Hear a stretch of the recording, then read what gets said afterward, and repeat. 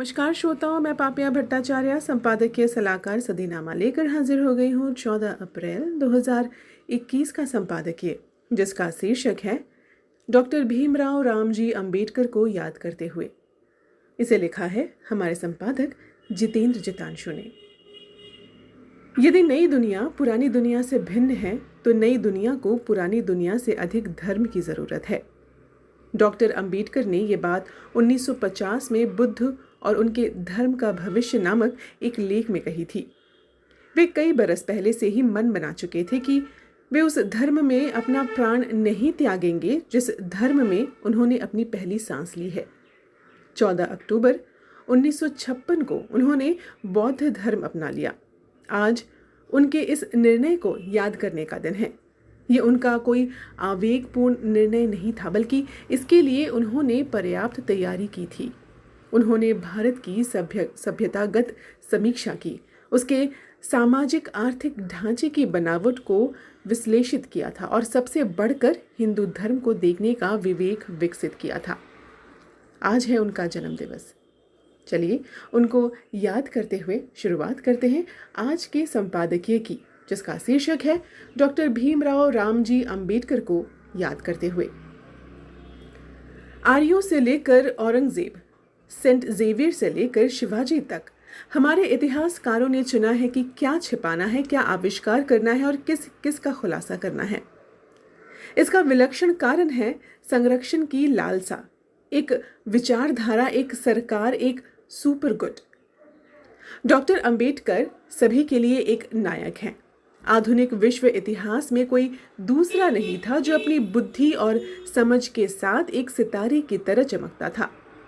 ये कि अंबेडकर ने हिंदू धर्म छोड़ दिया और बौद्ध धर्म में परिवर्तित हो गए, ये अपने आप में पूर्व का एक स्पष्ट मूल्यांकन है। हालांकि हम ये नहीं जानते कि वो दुनिया के अन्य महान धर्मों के बारे में क्या सोचते थे। इस्लाम को ही ले, क्योंकि अंबेडकर का ये पहलू हमारे सामान्य प्रवचन और पाठ्य पुस्तकों से छिपा हुआ है। इसलिए ये सबसे अधिक आश्चर्य की बात हो सकती है कि अंबेडकर ने इस्लाम के बारे में अक्सर सोचा और उस पर अक्सर बात की। इस्लाम में जिस भाईचारे की बात की गई है वो केवल मुस्लिमों का मुस्लिमों के साथ भाईचारा है।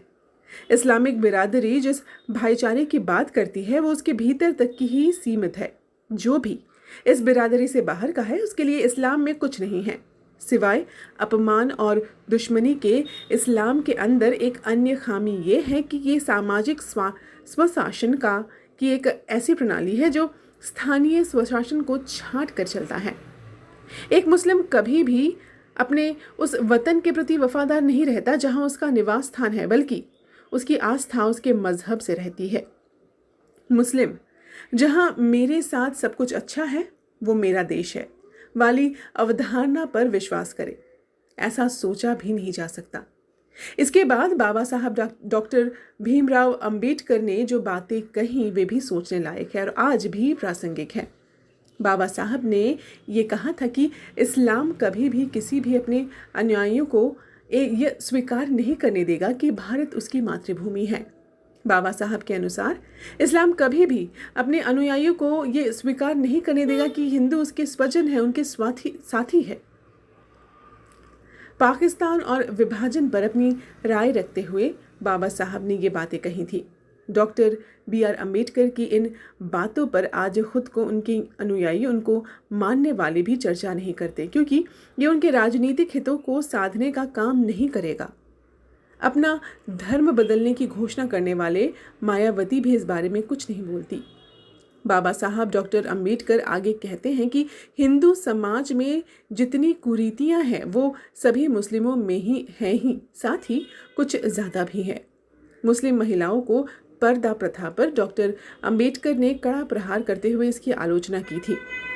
उन्होंने पूछा था कि क्या ये अनिवार्य है। जाहिर है उनका इशारा बुर्का और हिजाब जैसी चीज़ों को लेकर था। ये सब बातें डॉक्टर अंबेडकर ने अपनी पुस्तक पाकिस्तान और भारत का विभाजन नामक पुस्तक में लिखी है। आज के नेता जय भीम जय मीम वाले स्लोगन के साथ चुनाव लड़ते हैं और अपनी राजनीति करते हैं। आमीन। तो ये था दोस्तों 14 अप्रैल 2021 का संपादकीय, जिसका शीर्षक है डॉक्टर भीमराव रामजी अंबेडकर को याद करते हुए। इसे लिखा है हमारे संपादक जितेंद्र जितांशु ने। कल एक नए संपादकीय के साथ हम वापस लौटेंगे। तब तक के लिए नमस्कार।